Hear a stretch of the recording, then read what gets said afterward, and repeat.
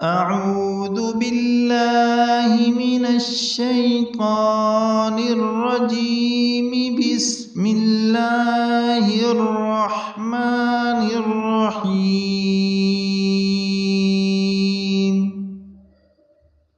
والتين والزيتون وطور سينين وهذا البلد الأمين. لقد خلقنا الإنسان في أحسن تقويم ثم رددناه أسفل سافلين